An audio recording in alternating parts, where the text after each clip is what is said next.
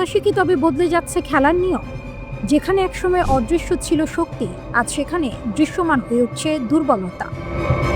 March ১৯ এই দিনটিকে ঘিরে নতুন এক বিতর্ক, নতুন এক প্রশ্ন। ইরান দাবি করেছে তারা তাদের মাজিদ ক্ষেপণাস্ত্র ব্যবস্থার মাধ্যমে একটি মার্কিন F-35 লাইটেনিং স্টেলথ যুদ্ধবিমানকে লক্ষ্যবস্তু করেছে। যদি এই দাবি সত্যি হয়, তাহলে এটি শুধু একটি হামলা নয়, এটি হতে পারে যুদ্ধের নিয়ম বদলে যাওয়ার সূচনা। কারণ এতদিন পর্যন্ত ইউনাইটেড স্টেটস এয়ারফোর্স এর এই অত্যাধুনিক যুদ্ধবিমানকে মনে করা হতো আকাশের অদৃশ্য সম্রাট। রাডারে ধরা পড়ে না, শত্রুর চোখ এড়িয়ে যায়, এটাই ছিল এর সবচেয়ে বড় শক্তি। কিন্তু ইরান বলছে তারা সেই শক্তির কেন্দ্রেই আঘাত করেছে। কিভাবে? এখানেই আসে স্টেলথ বনাম তাপ, একটি নিঃশব্দ কিন্তু ভয়ঙ্কর লড়াই। মাজিদ ক্ষেপণাস্ত্র রাডারের উপর নির্ভর করে না, এটি কাজ করে ইনফ্রারেড বা তাপ শনাক্ত করার প্রযুক্তিতে। অর্থাৎ এটি বিমানের রাডার সিগন্যাল খোঁজে না, বরং খোঁজে তার গরম ইঞ্জিন থেকে বের হওয়া তাপ। এবং এখানেই দুর্বলতা। একটি F-35 লাইটেনিং 2 এর শক্তিশালী ইঞ্জিন প্রচুর তাপ উৎপন্ন করে। আকাশের ঠান্ডা পরিবেশে সেই তাপ যেন অন্ধকারে জ্বলন্ত আগুনের মতো স্পষ্ট হয়ে ওঠে। ফলে রাডারে অদৃশ্য হলেও তাপের দুনিয়ায় সে আর অদৃশ্য নয়।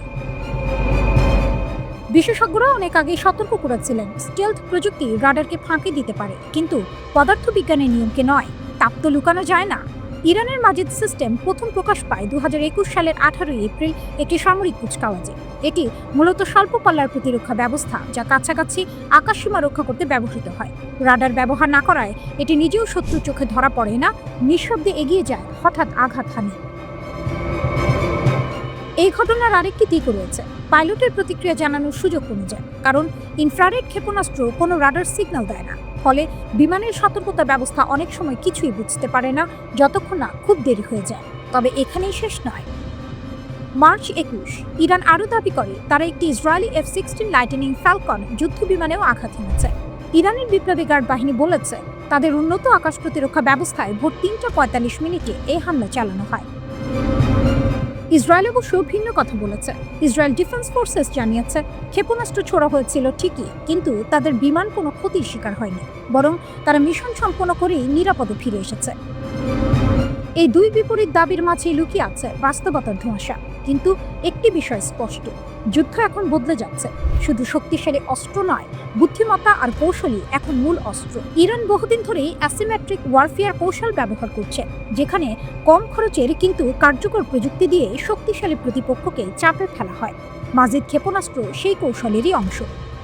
প্রশ্নটা এখন আর শুধু একটি হামলার নয়, প্রশ্নটা হলো স্টেলথ প্রযুক্তির যুগ কি ফুরিয়ে আসছে?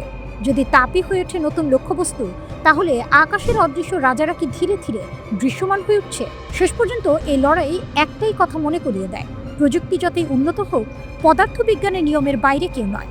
আর সেই নিয়মই হয়তো আজ আকাশে নতুন ইতিহাস লিখছে।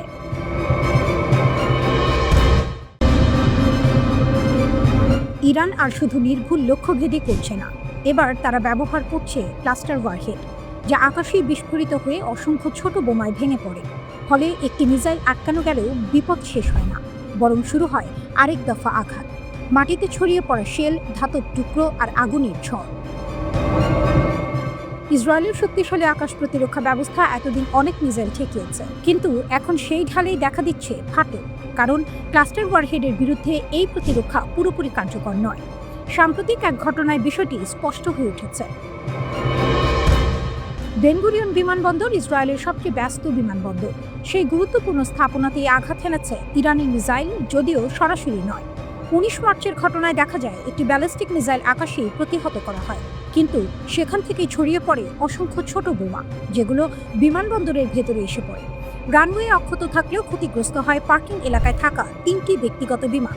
এর মধ্যে একটি বিমান আগুনে পুড়ে যায়, অর্থাৎ মূল মিসাইল লক্ষ্যভেদ করতে পারেনি, তবুও ক্ষতি হয়েছে। এবং সেটি সবচেয়ে বড় বার্তা। বিশেষজ্ঞরা বলছেন এটি ইরানের নতুন কৌশল, যেখানে সরাসরি আঘাত না লাগলেও বিস্তৃত এলাকায় ক্ষতি ছড়িয়ে দেওয়া সম্ভব। এই ক্লাস্টার ওয়ারহেডগুলো আকাশে বিস্ফোরিত হয়ে ডজন ডজন ছোট বোমায় ভেঙে যায়। প্রতিটি বোমা আলাদা আলাদা জায়গায় পড়ে, আলাদা আলাদা ক্ষতি করে। ফলে একটি লক্ষ্যবস্তু নয়, পুরো একটি এলাকা হয়ে ওঠে আঘাতের শিকার। এটি প্রতিরক্ষা ব্যবস্থার জন্য বড় চ্যালেঞ্জ, কারণ ইসরায়েলের আকাশ প্রতিরক্ষা মূলত বড় মিসাইল ঠেকানোর জন্য তৈরি। কিন্তু যখন সেই মিসাইলে আকাশে ভেঙে শত শত টুকরো হয়ে যায় তখন সবগুলোকে আটকানো প্রায় অসম্ভব। ফলাফল আকাশে জয়, মাটিতে ক্ষতি। বিশেষজ্ঞরা আরও বলছেন এটি সেকেন্ডারি ড্যামেজ বা দ্বিতীয় ধাপের ক্ষতির উদাহরণ। অর্থাৎ মিসাইল আটকানো গেলেও তার টুকরো, ধ্বংসাবশেষ বা সাবমিউনিশন নিচে পড়ে নতুন করে ধ্বংস ডেকে আনে এবং এই কৌশলই এখন ইরানের শক্তি হয়ে উঠছে। একদিকে তারা একসঙ্গে অনেক মিসাইল ছুড়ে প্রতিরক্ষা ব্যবস্থাকে ব্যস্ত রাখছে, যাকে বলা হয় স্যাচুরেশন অ্যাটাক। অন্যদিকে ক্লাস্টার ওয়ারহেড ব্যবহার করে নিশ্চিত করছে কিছু না কিছু ক্ষতি হবে। এ যেন দুই দিক থেকে আঘাত।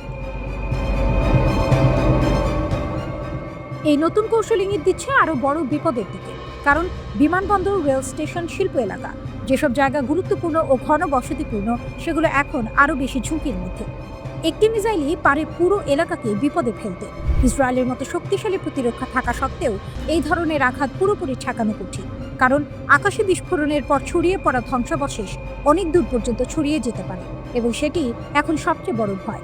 কারণ যুদ্ধ আর শুধু লক্ষ্যবস্তুতে সীমাবদ্ধ নেই, এখন যুদ্ধ ছড়িয়ে পড়ছে চারপাশে অপ্রত্যাশিতভাবে, অনিয়ন্ত্রিতভাবে। ইরান ইতিমধ্যেই এমন একাধিক মিসাইল ব্যবহার করেছে বলে ধারণা করা হচ্ছে, যেগুলোতে ক্লাস্টার ওয়ারহেড রয়েছে। 19 মার্চও এমন একটি মিসাইল ছোড়া হয়েছে বলে জানিয়েছে প্রতিরক্ষা বিশ্লেষকরা।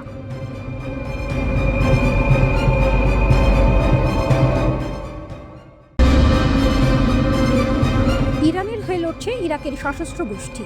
যুদ্ধে বাড়ছে নতুন উত্তেজনা।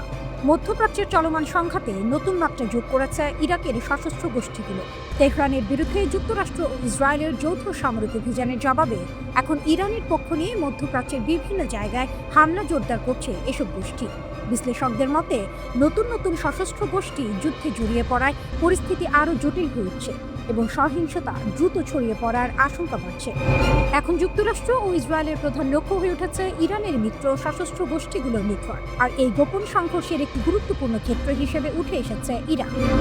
ইরাক থেকে একের পর এক হামলা। গত 28 ফেব্রুয়ারি যুদ্ধ শুরুর পর থেকেই ইরাকের বিভিন্ন সশস্ত্র গোষ্ঠী একের পর এক হামলা চালাচ্ছে। তারা ইসরায়েল, জর্ডান এবং ইরাকের ভেতরে থাকা মার্কিন ঘাঁটিগুলোকে লক্ষ্য করে কয়েক ডজন হামলা চালিয়েছে। শুধু তাই নয়, সাম্প্রতিক সময়ে উত্তর ইরাকের কুর্দি অধ্যুষিত স্বায়ত্তশাসিত অঞ্চলেও হামলা চালানো হয়েছে। সেখানে ইরান বিরোধী কুর্দি গোষ্ঠীগুলোর অবকাঠামোকে লক্ষ্য করে আঘাত হানা হয়েছে। বিশ্লেষক এবং আঞ্চলিক গোয়েন্দা সংস্থার সাবেক কর্মকর্তারা বলছেন, এই পরিস্থিতি মোকাবিলায় ইসরায়েল ও যুক্তরাষ্ট্র এখন ইরাকে থাকা ইরানপন্থী গোষ্ঠীগুলোর শক্তি কমানোর চেষ্টা করছে। এজন্য তারা বিমান হামলার পাশাপাশি স্থলপথে বিশেষ বাহিনীর অভিযানও চালাচ্ছে। পুরনো ছায়াযুদ্ধ আবার সামনে। 2003 সালে যুক্তরাষ্ট্রের নেতৃত্বে ইরাকে আগ্রাসনের পর থেকেই দেশটি এক ধরনের ছায়াযুদ্ধের মাঠে পরিণত হয়। সেখানে যুক্তরাষ্ট্র, তার মিত্ররা এবং ইরান নিজেদের প্রভাব বিস্তারের জন্য বিভিন্ন গোষ্ঠীকে ব্যবহার করে এসেছে। ইরাকের এসব সশস্ত্র গোষ্ঠীর বেশিরভাগ সদস্য আসে দেশটির সংখ্যাগরিষ্ঠ শিয়া সম্প্রদায় থেকে। তারা সাধারণত ইরানের শক্তিশালী সামরিক বাহিনী, Islamic revolutionary guard corps IRGC এর ঊর্ধ্বতন কর্মকর্তাদের নির্দেশ মেনে চলে। এরই মধ্যে উত্তর ইরাকের এরবিল বিমানবন্দরে থাকা মার্কিন ঘাঁটিতে হামলার দায় স্বীকার করেছে ইরান সমর্থিত কয়েকটি গোষ্ঠী। অন্যদিকে জর্ডানের বিভিন্ন লক্ষ্যবস্তুতে ইরানের পশ্চিমাঞ্চলীয় মরুভূমি থেকে ড্রোন ও ক্ষেপণাস্ত্র ছোড়া হয়েছে। একই সময়ে দক্ষিণাঞ্চলের গোষ্ঠীগুলো কুয়েতের দিকে একটি ক্ষেপণাস্ত্র নিক্ষেপ করেছে। এসব সশস্ত্র গোষ্ঠী একটি যৌথ বিবৃতি দিয়ে ইউরোপীয় দেশগুলোকে সতর্ক করেছে। তারা বলেছে, ইউরোপ যদি এই যুদ্ধে জড়িয়ে পড়ে তাহলে ইরাক ও ওই অঞ্চলে থাকা ইউরোপীয় সেনা ও ঘাঁটিগুলো হামলার লক্ষ্যবস্তু হবে। 4 মার্চ সন্ধ্যায় ইসরায়েলি সামরিক বাহিনীর এক মুখপাত্র নিশ্চিত করেছেন, ইরাক থেকে ইসরায়েলকে লক্ষ্য করে ড্রোন ছোড়া হয়েছে। নিউ ইয়র্ক ভিত্তিক পরামর্শক প্রতিষ্ঠান হরিজন এঙ্গেজ এর ইরাক বিশেষজ্ঞ মাইকেল নাইটস বলেন, ইরান সমর্থিত ইরাকি গোষ্ঠীগুলো এখন দেখছে তারা কিভাবে এই যুদ্ধে নিজেদের ভূমিকা জোরালো করতে পারে এবং কিভাবে তারা খামেনিকে হত্যার প্রতিক্রিয়া জানাবে। ইরান কয়েক দশক ধরে নিজেদের নিরাপত্তা নিশ্চিত করতে এবং অঞ্চলের প্রভাব বাড়াতে ভারত মহাসাগর থেকে ভূমধ্য সাগর পর্যন্ত বিস্তৃত সশস্ত্র গোষ্ঠীগুলোর একটি জোট গড়ে তুলেছে। ফিলিস্তিনি গোষ্ঠী হামাস এবং ইয়েমেনের হুথি উভয়ের সঙ্গেই ইরানের ঘনিষ্ঠ সম্পর্ক রয়েছে, তবে তারা এখন পর্যন্ত বর্তমান সংঘাত থেকে অনেকটাই দূরে রয়েছে। তবে কি হুথিদের রিজার্ভে রাখছে ইরান? ইরানের মিত্র গোষ্ঠীগুলো নিয়ে কাজ করা যুক্তরাষ্ট্র ভিত্তিক বিশ্লেষক ফিলিপ স্মিথ বলেন, তেহরান হয়তো ভবিষ্যতের জন্য হুথিদের রিজার্ভে রেখে দিচ্ছে। তবে ইরানের শাসন ব্যবস্থা যদি দুর্বল হয়ে পড়ে, এমন পরিস্থিতির কথা ভেবেও হুথি নেতারা বিকল্প ব্যবস্থা রাখতে পারে। ইরানের সরকার পরিবর্তনের চেষ্টায় তীব্র সতর্কবার্তা চীনের। মধ্যপ্রাচ্যের যুদ্ধের আগুন যখন ক্রমেই বড় হচ্ছে, তখন হঠাৎই কড়া বার্তা দিল চীন। স্পষ্ট ভাষায় জানিয়ে দিল, ইরানে জোর করে সরকার পরিবর্তনের চেষ্টা করলে তা কখনোই জনগণের সমর্থন পাবে না। চীনের পররাষ্ট্রমন্ত্রী ওয়াং ই রোববার বেইজিংয়ে এক সংবাদ সম্মেলনে এই সতর্কবার্তা দেন। তিনি বলেন, কোনো কালার রেভলিউশন বা বাইরের শক্তির পরিকল্পনায় সরকার পরিবর্তনের নীল নকশা কখনোই সাধারণ মানুষের সমর্থন পাবে না। ওয়াং ই স্পষ্ট করে বলেন, ইরান সহ বিশ্বের প্রতিটি দেশের সার্বভৌমত্ব ও স্বাধীনতাকে সম্মান করতে হবে। তার মতে, মধ্যপ্রাচ্যে চলমান সামরিক অভিযান অবিলম্বে বন্ধ করা প্রয়োজন, নইলে এই সংঘাত আরও বড় আকারে ছড়িয়ে পড়তে পারে। চীনা পররাষ্ট্রমন্ত্রী বলেন, এই যুদ্ধ শুরু হওয়াই উচিত ছিল না, কারণ এতে কারো কোনো লাভ নেই। তিনি সতর্ক করে বলেন, শক্তি প্রয়োগ করে কখনো স্থায়ী সমাধান পাওয়া যায় না, বরং যুদ্ধ ঘৃণা বাড়ায় এবং নতুন নতুন সংকট তৈরি করে। ওয়াং ই আরও বলেন, মধ্যপ্রাচ্যের মানুষই ওই অঞ্চলের প্রকৃত নিয়ন্ত্রণ, তাই ওই অঞ্চলের ভবিষ্যৎ নির্ধারণ করার অধিকারও তাদেরই। তার ভাষায়, বাইরের শক্তির হস্তক্ষেপ বন্ধ করতে হবে, কারণ শুধু শক্তি থাকলেই কেউ সবসময় সঠিক হয় না। সাংবাদিকদের উদ্দেশ্যে তিনি বলেন, বিশ্বকে আমরা আবার জঙ্গলের আইনে ফিরে যেতে দিতে পারি না। চীনের এই বক্তব্য এসেছে এমন এক সময় যখন যুক্তরাষ্ট্র ও ইসরায়েলের হামলার মধ্যে ইরানের সরকার পরিবর্তনের আলোচনা জোরালো হয়েছে। ওদিকে ওয়াশিংটন পোস্টের এক প্রতিবেদনে বলা হয়েছে, খোদ যুক্তরাষ্ট্রের জাতীয় গোয়েন্দা পরিষদের একটি গোপন নথিতে ভিন্ন চিত্র উঠে এসেছে। সেই নথিতে বলা হয়েছে, বড় ধরনের সামরিক অভিযান চালিয়েও ইরানের বর্তমান সামরিক ও ধর্মীয় শাসন ব্যবস্থাকে সহজে ভেঙে ফেলা সম্ভব নয়। অর্থাৎ যুদ্ধ করে ইরানের শাসন ব্যবস্থা বদলে দেওয়া খুবই কঠিন। এই তথ্য আবার প্রশ্ন তুলেছেন মার্কিন প্রেসিডেন্ট ডোনাল্ড ট্রাম্পের দাবির উপর। ট্রাম্প বারবার বলেছেন, তিনি ইরানের নেতৃত্ব পরিবর্তন করে নিজের পছন্দের নতুন নেতৃত্ব বসাতে পারেন, কিন্তু গোয়েন্দা সংস্থার ওই গোপন নথি বলছে এ ধরনের অভিযানের ফলাফল হবে অত্যন্ত অনিশ্চিত এবং ঝুঁকিপূর্ণ। এদিকে এক সপ্তাহ আগে যুক্তরাষ্ট্র ও ইসরায়েলের হামলায় ইরানের সর্বোচ্চ ধর্মীয় নেতা আয়াতুল্লাহ আলী খামেনি নিহত হওয়ার ঘটনায় তীব্র প্রতিক্রিয়া জানিয়েছে চীন। বেইজিং এই ঘটনাকে কঠোর ভাষায় নিন্দা করেছে। চীন বলেছে, এই ধরনের হামলা পুরো অঞ্চলের পরিস্থিতিকে আরও অস্থির করে তুলবে। একই সঙ্গে ওয়াং ই আরেকটি গুরুত্বপূর্ণ বার্তা দিয়েছেন। তিনি বলেছেন, পশ্চিমা চাপ থাকা সত্ত্বেও রাশিয়ার সঙ্গে চীনের সম্পর্ক অটুট থাকবে। অর্থাৎ বিশ্ব রাজনীতির এই উত্তাল সময়ে বেইজিং ও মস্কো একে অপরের পাশে থাকবে। শেষে চীনের পররাষ্ট্রমন্ত্রী সব পক্ষকে দ্রুত আলোচনা টেবিলে ফেরার আহ্বান জানান। তিনি বলেন, চীন মধ্যপ্রাচ্যে শান্তি ও স্থিতিশীলতা ফিরিয়ে আনতে আঞ্চলিক দেশগুলোর সঙ্গে একযোগে কাজ করতে প্রস্তুত। তার মতে, যুদ্ধ নয়, আলোচনাই হতে পারে এই সংকট থেকে বেরিয়ে আসার একমাত্র পথ। কারণ মধ্যপ্রাচ্যের আকাশে এখন শুধু ড্রোন আর ক্ষেপণাস্ত্র উঠছে না, উঠছে এক ভয়ঙ্কর প্রশ্ন, এই যুদ্ধ কি আরও বড় সংঘাতে রূপ নিতে যাচ্ছে?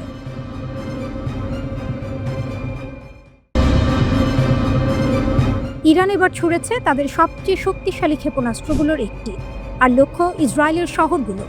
ইরানের রাষ্ট্রীয় গণমাধ্যম বলছে, এই হামলা প্রতিশোধ, কারণ তাদের জাতীয় নিরাপত্তা প্রধান আলী লারিজানি নিহত হয়েছেন এক ইসরায়েলি হামলায়। ইরানের সংবাদ সংস্থা ভিডিও প্রকাশ করেছে, সেখানে দেখা যায় আকাশ চিরে ছুটে যাচ্ছে ক্ষেপণাস্ত্র, আর নিচে কাঁপছে তেল আবিব শহর। একটার পর একটা বিস্ফোরণ, আতঙ্কে ছুটছে মানুষ। ইরানের সামরিক বাহিনী নিশ্চিত করেছে, এই হামলায় ব্যবহার করা হয়েছে শক্তিশালী খোরামশার 4 মিসাইল। এটি মাঝারি পাল্লার ব্যালিস্টিক ক্ষেপণাস্ত্র, কিন্তু ধ্বংস ক্ষমতা ভয়ঙ্কর। মাঠের প্রতিবেদনে উঠে এসেছে আরও ভয়াবহ তথ্য। কমপক্ষে একটি ক্ষেপণাস্ত্র ছিল ক্লাস্টার বোমা, অর্থাৎ আকাশে গিয়ে এটি ভেঙে যায়, তারপর ছড়িয়ে দেয় অসংখ্য ছোট ছোট বিস্ফোরক। সাংবাদিকরা জানিয়েছেন, তারা চোখের সামনে দেখেছেন একটি বড় ক্ষেপণাস্ত্র মাঝ আকাশে ভেঙে গিয়ে পুরো শহরের উপর বৃষ্টি নামিয়েছে আগুনের। ইরানের শক্তিশালী বাহিনী Islamic revolutionary guard corps IRGC বলেছে, এ হামলা ছিল পরিকল্পিত প্রতিশোধ অভিযান। টার্গেট ছিল তেল আবিবের আশপাশের এলাকা। এই হামলায় অন্তত 2 জন নিহত হয়েছেন, আহত হয়েছেন আরও কয়েকজন। বিশ্লেষকরা বলছেন, ক্লাস্টার অস্ত্র ব্যবহারের অর্থ যুদ্ধ এখন আরও বিপজ্জনক পর্যায়ে ঢুকে গেছে, কারণ এই অস্ত্র একসাথে বড় এলাকা ধ্বংস করে এবং প্রতিরক্ষা ব্যবস্থাকে বিভ্রান্ত করে দেয়। খোরামশার 4 মিসাইল সম্পর্কে জানা গেছে, এটি প্রথম পরীক্ষা করা হয় 2017 সালে। এর পাল্লা প্রায় 2000 থেকে 2500 কিলোমিটার। এটি প্রায় 1800 কেজি ওজনের বিস্ফোরক বহন করতে পারে এবং এতে লাগানো যায় ক্লাস্টার ওয়ারহেড, যা একসাথে অনেক জায়গায় আঘাত হানে। এই ক্ষেপণাস্ত্রের নাম এসেছে ইরানের ঐতিহাসিক শহর খোরামশার থেকে, যে শহর ইরান ইরাক যুদ্ধের স্মৃতিতে ভরা। রাতের আকাশে যখন এই আগুনের খেলা চলছিল, তখন সাইরেন বেজে উঠেছিল বীর সেবা সহ দক্ষিণ ইসরায়েলের বিভিন্ন এলাকায়। মানুষ ছুটেছে বাংকারে লুকানোর জন্য। এটি ছিল একদিনের ইরানের দ্বিতীয় হামলা। এর আগে সেন্ট্রাল ইসরায়েলেও আঘাত হানে তারা। রামাত গান শহরে ক্ষেপণাস্ত্রের আঘাতে আগুন লাগে। একটি আবাসিক এলাকায় শেল পড়ার পর জ্বলে ওঠে গাড়ি, ছড়িয়ে পড়ে আগুন। দমকল বাহিনী ঘন্টার পর ঘন্টা লড়েছে আগুনের সঙ্গে। কালো ধোঁয়ায় ঢেকে যায় আকাশ, চারদিকে শুধু ধ্বংস আর আতঙ্ক। এক প্রত্যক্ষদর্শী বলেছেন, বিস্ফোরণ এত শক্তিশালী ছিল, মনে হয়েছে সবকিছু আকাশে উঠে গেল। ইরান বলছে এই হামলা শুধু শুরু, এটি তাদের প্রতিশোধের অংশ। পরিস্থিতি এখন ভয়াবহ। শহরের পর শহর আঘাতের মুখে। ইসরায়েলের তেল আবিবের কাছে বেন গুরিয়ন আন্তর্জাতিক বিমানবন্দরে ভূপাতিত করা ক্ষেপণাস্ত্রের ধ্বংসাবশেষের আঘাতে 3টি ব্যক্তিগত বিমান ব্যাপকভাবে ক্ষতিগ্রস্ত হয়েছে। ইসরায়েল বিমানবন্দর কর্তৃপক্ষ এই খবর জানিয়েছে। ক্ষেপণাস্ত্রের ধ্বংসাবশেষের আঘাতে একটি বিমানে আগুন ধরে গিয়েছিল। গত 28 ফেব্রুয়ারি ইরানে যুক্তরাষ্ট্র ইসরায়েলের যৌথ হামলা শুরুর পর থেকে এ পর্যন্ত মধ্যপ্রাচ্যের যুক্তরাষ্ট্রের 4টি সামরিক উড়োজাহাজ বিধ্বস্ত হয়েছে।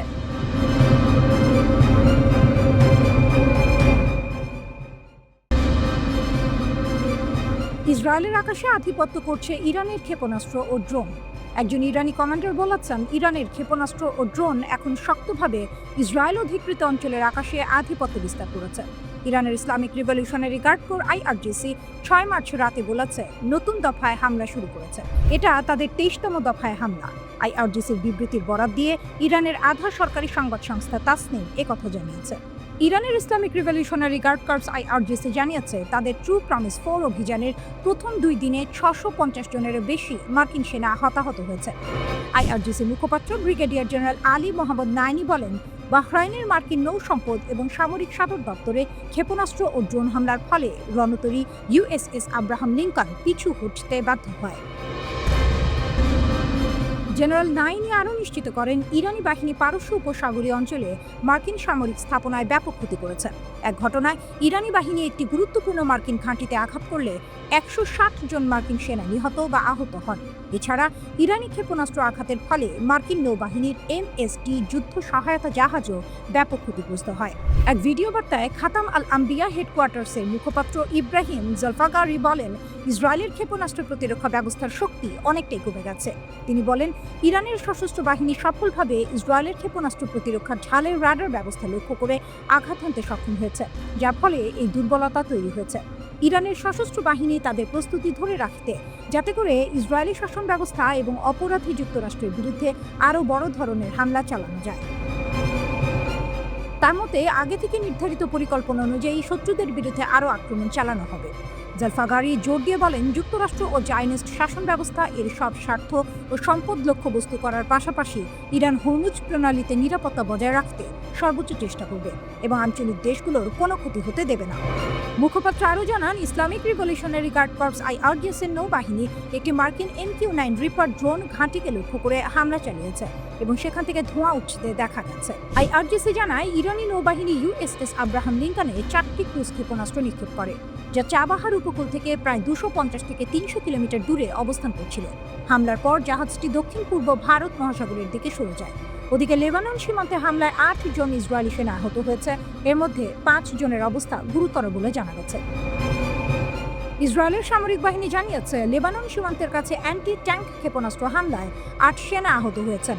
তাদের মধ্যে 5 জনের অবস্থা গুরুতর। তাদের দ্রুত হাসপাতালে নেওয়া হয়েছে।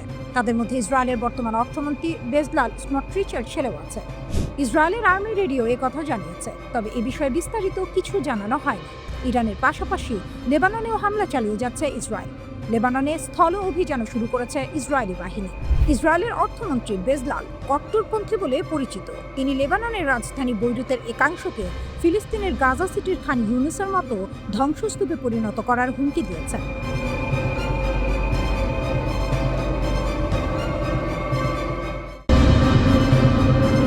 একদিকে শত শত ড্রোন আর ক্ষেপণাস্ত্র ছুড়ে দিচ্ছে ইরান, অন্যদিকে সেগুলো ঠেকাতে গিয়ে হিমশিম খাচ্ছে যুক্তরাষ্ট্র ও তার মিত্ররা। প্রতিটি আঘাত প্রতিহত করতে গিয়ে তাদের অস্ত্র ভাণ্ডার যেন দ্রুত খালি হয়ে যাচ্ছে। আন্তর্জাতিক প্রতিবেদনে বলা হচ্ছে, ইরানের অব্যাহত ড্রোন ও ক্ষেপণাস্ত্র হামলা মোকাবিলায় পশ্চিমা দেশগুলোর আকাশ প্রতিরক্ষা ব্যবস্থা চরম চাপের মুখে পড়েছে। প্রতিটি হামলা ঠেকাতে একের পর এক দামি ক্ষেপণাস্ত্র ছুটতে হচ্ছে। আর সেই কারণেই এখন বড় প্রশ্ন উঠছে, এই প্রতিরক্ষা অস্ত্র কতদিন চলবে? এই সংকট সবচেয়ে স্পষ্টভাবে দেখা যাচ্ছে ইউরোপের শক্তিশালী দেশ ফ্রান্সে। দেশটির প্রতিরক্ষা শিল্প প্রতিষ্ঠান ও সরকারি কর্মকর্তারা সম্প্রতি জরুরি বৈঠকে বসেছেন, কারণ তাদের আকাশ প্রতিরক্ষা অস্ত্রের মজুত দ্রুত কমে আসছে বলে আশঙ্কা তৈরি হয়েছে। মধ্যপ্রাচ্যে বর্তমানে ফ্রান্সের যুদ্ধ বিমান রাফাল মোতায়েন রয়েছে। এই যুদ্ধ বিমানগুলো ব্যবহার করে ইরানের তথাকথিত কামিকাজে ড্রোন ভূপাতিত করা হচ্ছে। এই ড্রোনগুলো ধ্বংস করতে ব্যবহার করা হচ্ছে অত্যন্ত উন্নত ক্ষেপণাস্ত্র মিকা মিসাইল। কিন্তু এখানেই বড় সমস্যা। একটি মিকা ক্ষেপণাস্ত্রের দাম প্রায় 6 থেকে 7 লাখ ইউরো। অন্যদিকে ইরানের অনেক ড্রোনের দাম কয়েক হাজার ডলার মাত্র। অর্থাৎ যুদ্ধের এই সমীকরণে প্রতিটি প্রতিরক্ষা আঘাতেই বিপুল অর্থ ব্যয় হচ্ছে।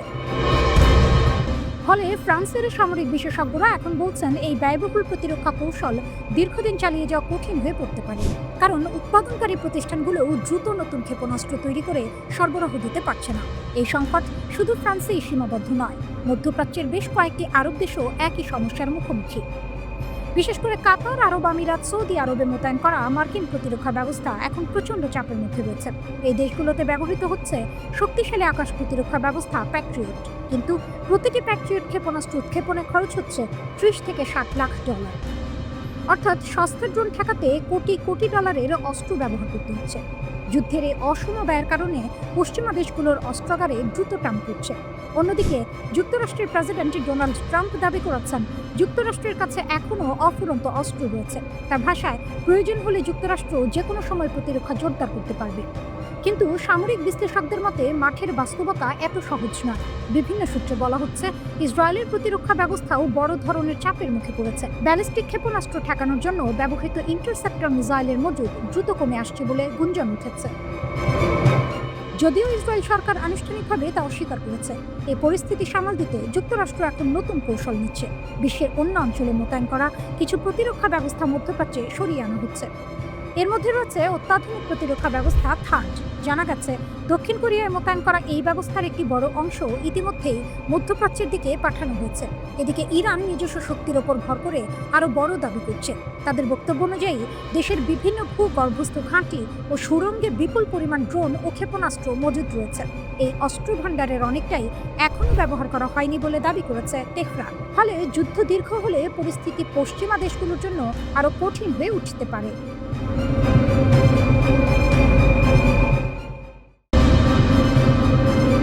ইরাকের আকাশসীমায় যুক্তরাষ্ট্রের একটি KC-135 রিফুয়েলিং সামরিক উড়োজাহাজ বিধ্বস্ত হয়েছে।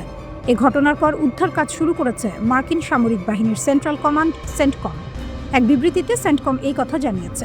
বিবৃতিতে বলা হয়, ইউএস সেন্ট্রাল কমান্ড একটি মার্কিন KC-135 রিফুয়েলিং উড়োজাহাজ বিধ্বস্ত হওয়ার বিষয়ে অবগত। অপারেশন এপিক ফিউরি চলাকালীন বন্ধুত্বপূর্ণ আকাশসীমায় এই ঘটনা ঘটে এবং বর্তমানে উদ্ধার তৎপরতা অব্যাহত রয়েছে। এই ঘটনায় 2টি উড়োজাহাজ যুক্ত ছিল। এর মধ্যে একটি বিমান পশ্চিম ইরাকে বিধ্বস্ত হয় এবং দ্বিতীয়টি নিরাপদে অবতরণ করেছে। ইরান দাবি করেছে তারা ড্রোন ব্যবহার করে ইসরায়েলের গুরুত্বপূর্ণ গোয়েন্দা ও সামরিক স্থাপনাগুলোতে হামলা চালিয়েছে। ইরানের রাষ্ট্রীয় গণমাধ্যমের তথ্য অনুযায়ী এই হামলার লক্ষ্য ছিল তেল আবিবে অবস্থিত ইসরায়েলের গোয়েন্দা সংস্থা শিন বেতের সদর দপ্তর এবং 2টি গুরুত্বপূর্ণ বিমান ঘাঁটি। এই বিমান ঘাঁটির একটি হল ভূমধ্য সাগরের উপকূলের কাছে ইয়াভানার কাছে অবস্থিত পালমাহিম বিমান ঘাঁটি, অন্যটি দক্ষিণ ইসরায়েলের ওভদা বিমান ঘাঁটি। তবে ইরান এখনও তাদের এই হামলার কোনো প্রমাণ প্রকাশ করেনি। তেহরান বলছে এই ড্রোন হামলা ইসরায়েল ও যুক্তরাষ্ট্রের সঙ্গে চলমান যুদ্ধের অংশ হিসেবেই চালানো হয়েছে। অর্থাৎ সংঘাত এখন আর থামার কোনো লক্ষণ দেখাচ্ছে না। এই উত্তেজনার মধ্যেই আরেকটি ঘটনা সামনে এসেছে। লেবাননের শক্তিশালী গোষ্ঠী হিজবুল্লাহ দাবি করেছে তারা ইসরায়েলের রামলা শহরে অবস্থিত হোম ফ্রন্ট কমান্ড সদর দপ্তরে হামলা চালিয়েছে। এই ঘাঁটিটি রেকাফাম বেস নামেও পরিচিত। আরেকটি ক্ষেপণাস্ত্র ছোড়া হয় বেইত শেমেশের কাছে আইলা ভ্যালিতে থাকা একটি স্যাটেলাইট যোগাযোগ কেন্দ্রে। ইসরায়েলি উদ্ধারকারী সংস্থার তথ্য অনুযায়ী একটি ক্ষেপণাস্ত্র রামলা শহরে আঘাত করে একটি ডে কেয়ার কেন্দ্রের ক্ষতি করেছে। এতে অন্তত 14 জন হালকা আহত হয়েছে। আরেকটি ক্ষেপণাস্ত্র সরাসরি আঘাত করে আইলা ভ্যালির স্যাটেলাইট যোগাযোগ কেন্দ্র। এতে অবকাঠামোর বড় ধরনের ক্ষতি হয়েছে এবং আরও 2 জন আহত হয়েছে। তবে ইসরায়েলের স্বাস্থ্য মন্ত্রণালয়ের তথ্য অনুযায়ী গত 24 ঘন্টায় সারা দেশে মোট 179 জন আহত হয়েছে। তাদের বেশিরভাগের আঘাত গুরুতর নয়। এই নতুন আহতদের যোগ হয় যুদ্ধ শুরু হওয়ার পর থেকে ইসরায়েলে মোট আহতের সংখ্যা দাঁড়িয়েছে 2745 জনে। এদিকে যুক্তরাষ্ট্রের জন্য এই যুদ্ধের মূল্য দিন দিন বাড়ছে। প্রেসিডেন্ট ডোনাল্ড ট্রাম্পের প্রশাসনের কর্মকর্তারা কংগ্রেসে জানিয়েছেন, ইরানের সঙ্গে যুদ্ধের প্রথম 6 দিনেই যুক্তরাষ্ট্রের খরচ হয়েছে অন্তত $11.3 বিলিয়ন। তবে কর্মকর্তারা বলেছেন, এটি মোট ব্যয়ের সম্পূর্ণ হিসাব নয়। কংগ্রেস সদস্যরা যুদ্ধের খরচ ও পরিকল্পনা নিয়ে আরও স্বচ্ছতা দাবি করায় এই প্রাথমিক তথ্য দেওয়া হয়েছে। হোয়াইট হাউস শিগগিরই কংগ্রেসের কাছে অতিরিক্ত অর্থ বরাদ্দ চাইতে পারে। কিছু কর্মকর্তা মনে করছেন, সেই অঙ্ক $50 বিলিয়ন পর্যন্ত হতে পারে। ইরানের নতুন সর্বোচ্চ নেতা আয়াতুল্লাহ মোস্তফা খামেনি তার প্রথম বক্তব্যে যুক্তরাষ্ট্রকে কঠোর সতর্কবার্তা দিয়েছেন। তিনি বলেছেন, মধ্যপ্রাচ্যের সব মার্কিন সামরিক ঘাঁটি অবিলম্বে বন্ধ করতে হবে, অন্যথায় সেগুলো হামলার লক্ষ্যবস্তু হবে। টেলিভিশনে প্রচারিত বক্তব্যে তিনি বলেন, ইরানের ওপর চাপ সৃষ্টি করতে চাইলে তার জবাব দেওয়া হবে এবং অঞ্চল জুড়ে মার্কিন ঘাঁটিগুলো লক্ষ্যবস্তুতে পরিণত হতে পারে। মোস্তফা খামেনি আরও বলেন, শত্রুদের ওপর চাপ বজায় রাখতে হরমুজ প্রণালী বন্ধই থাকবে। ইরানের এই সর্বোচ্চ নেতা দেশটির সামরিক বাহিনীকে ধন্যবাদ জানিয়েছেন। তিনি বলেন, আক্রমণের মুখে দেশকে অধীন বা বিভক্ত হতে দেয়নি সামরিক বাহিনী। তিনি বলেন, আমাদের দেশ যখন চাপ ও হামলার মুখে, তখন সাহসী যোদ্ধারা যে গুরুত্বপূর্ণ দায়িত্ব পালন করেছেন, সেজন্য আমি তাদের ধন্যবাদ জানাই।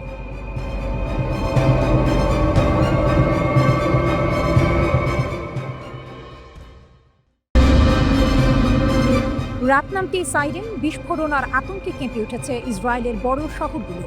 ইরান জানিয়েছে, তারা চালিয়েছে তাদের প্রতিশোধ অভিযানের নতুন ধাপ, একটানা ক্ষেপণাস্ত্র হামলার 33তম ঢেউ। ইরানের এই সামরিক অভিযানের নাম দেওয়া হয়েছে অপারেশন ট্রু প্রমিস 4। দেশটির ইসলামী বিপ্লবী গার্ড বাহিনী বা IRGC জানিয়েছে, গভীর রাত থেকে ভোর পর্যন্ত একের পর এক ব্যালিস্টিক ক্ষেপণাস্ত্র ছোড়া হয়েছে। লক্ষ্য ছিল ইসরায়েলের গুরুত্বপূর্ণ সামরিক ও কৌশলগত স্থাপনা।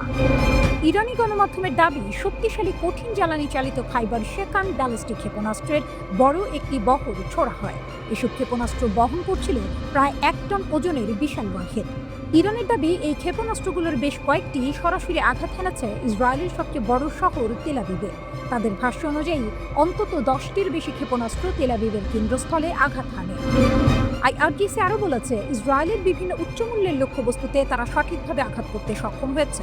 এমনকি একটি হামলায় অঞ্চলে থাকা মার্কিন নৌবাহিনীর 5ম বহরের একটি স্থাপনাও ক্ষতিগ্রস্ত হয়েছে বলে দাবি করেছে ইরান। কিছু ক্ষেপণাস্ত্রে ক্লাস্টার ওয়ারহেডও ব্যবহার করা হয়েছে বলে জানিয়েছে তেহরান। এই ধরনের অস্ত্রে আকাশে বিস্ফোরণের পর ছোট ছোট বহু বোমা ছড়িয়ে পড়ে। ইরানের দাবি অনুযায়ী কেন্দ্রীয় ইসরায়েলের অন্তত 6টি স্থানে এই ধরনের হামলা হয়েছে। তবে হামলায় হতাহতের ঘটনাও ঘটেছে। একটি ক্লাস্টার ওয়ারহেডযুক্ত ক্ষেপণাস্ত্র কেন্দ্রীয় ইসরায়েলে আঘাত হানলে 1 জন নিহত এবং 2 জন আহত হন। তেল আবিবের কাছাকাছি ইউদ হোলন ও বাত ইয়াম এলাকাতেও ক্ষেপণাস্ত্র পড়েছে। ইউদ এলাকার একটি নির্মাণ স্থলে হামলায় 1 জন শ্রমিক নিহত এবং আরেকজন গুরুতর আহত হয়েছে। ইরান বলছে, তাদের ক্ষেপণাস্ত্র হামলা ছিল অত্যন্ত নির্ভুল। IRGC এমন ছবিও প্রকাশ করেছে যেখানে দাবি করা হয়েছে যে তাদের ক্ষেপণাস্ত্র ইসরায়েলের বিখ্যাত আকাশ প্রতিরক্ষা ব্যবস্থা আয়রন ডোম ভেদ করে লক্ষ্যবস্তুতে পৌঁছেছে। তেহরানি নেতৃত্ব জানিয়েছে, এই হামলা ছিল তাদের দেশের ওপর হওয়া হামলা এবং সাবেক সর্বোচ্চ নেতা আলী খামেনির হত্যাকাণ্ডের প্রতিশোধ। ইরানের কর্মকর্তারা এটিকে ন্যায্য আত্মরক্ষা বলে আখ্যা দিয়েছেন। ইরানের নতুন সর্বোচ্চ নেতা মোস্তফা খামেনি ক্ষমতায় আসার পর এটি তার নেতৃত্বে প্রথম বড় ক্ষেপণাস্ত্র অভিযান বলে দাবি করা হচ্ছে। রাষ্ট্রীয় টেলিভিশন এই হামলাকে তার যুদ্ধকালীন নেতৃত্বের সূচনা মুহূর্ত হিসেবে তুলে ধরেছে। এদিকে সংখ্যা তারা জটিল করে তুলেছে লেবাননের শক্তিশালী সশস্ত্র গোষ্ঠী হিজবুল্লাহ। ইরানপন্থী এই সংগঠনও ইসরায়েলের উপর বড় ধরনের ক্ষেপণাস্ত্র হামলা চালিয়েছে। হিজবুল্লাহর ছোড়া একাধিক ক্ষেপণাস্ত্রে অন্তত 16 জন আহত হয়েছে। ইসরায়েলি পুলিশ আরও জানিয়েছে, আরেকটি হামলা মার্ট ইয়েহুদা এলাকায় আঘাত করে। এতে 2 জন আহত হওয়ার পাশাপাশি বিদ্যুৎ ও সড়ক নেটওয়ার্কের কিছু অংশ ক্ষতিগ্রস্ত হয়েছে। হিজবুল্লাহর সামরিক শাখা দাবি করেছে, তাদের লক্ষ্য ছিল রামলের রেহাভেন ঘাঁটিতে থাকা ইসরায়েলের হোম ফ্রন্ট কমান্ড সদর দপ্তর। এছাড়া তারা বেইত শে এলাকায় একটি স্যাটেলাইট যোগাযোগ কেন্দ্রেও হামলার কথা বলেছে। হিজবুল্লাহ জানিয়েছে, এই হামলাগুলো আলী খামেনির মৃত্যুর প্রতিশোধের অংশ। তারা ইসরায়েলের ওপর রকেট ও ড্রোন হামলা বাড়িয়ে দিয়েছে।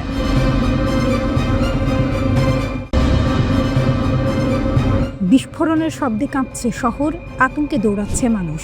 আর ঠিক সেই সময়ে নতুন এক দৃশ্য দেখা গেল। ইরানের পাশে এসে দাঁড়ালো রাশিয়া।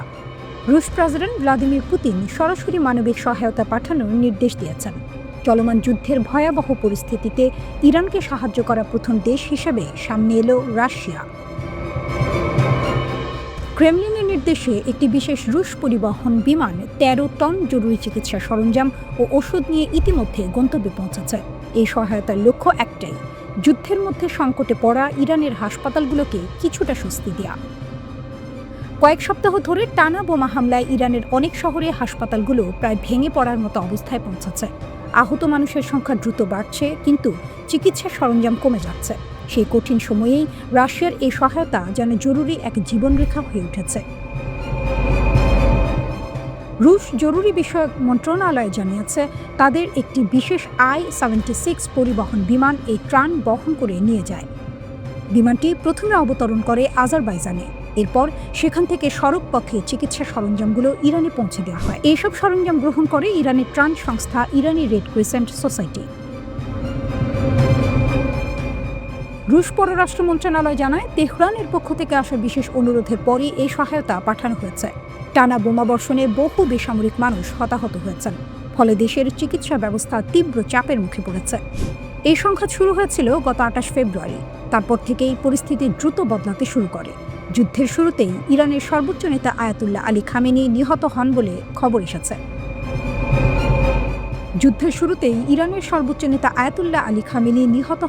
খবর ছড়িয়ে পড়ে। তার মৃত্যুর পর ক্ষমতা হস্তান্তরের প্রক্রিয়া শুরু হয়। নতুন নেতৃত্বে উঠে আসে তার ছেলে মুস্তফা খামেনির নাম। এই ক্ষমতা পরিবর্তনের প্রক্রিয়াকে সমর্থন জানিয়েছে মস্কো। ফলে অনেক বিশ্লেষক বলছেন, ইরান ও রাশিয়ার কৌশলগত সম্পর্ক এখন আরও শক্তিশালী হয়ে উঠছে। এদিকে যুদ্ধের প্রভাব পড়েছে সমুদ্রপথেও। পারস্য উপসাগর এবং হরমুজ প্রণালী দিয়ে জাহাজ চলাচল এখন ঝুঁকিপূর্ণ হয়ে উঠেছে। এই পরিস্থিতিতে আজারবাইজানের মধ্য দিয়ে যে স্থলপথ রয়েছে, সেটি এখন ইরানের জন্য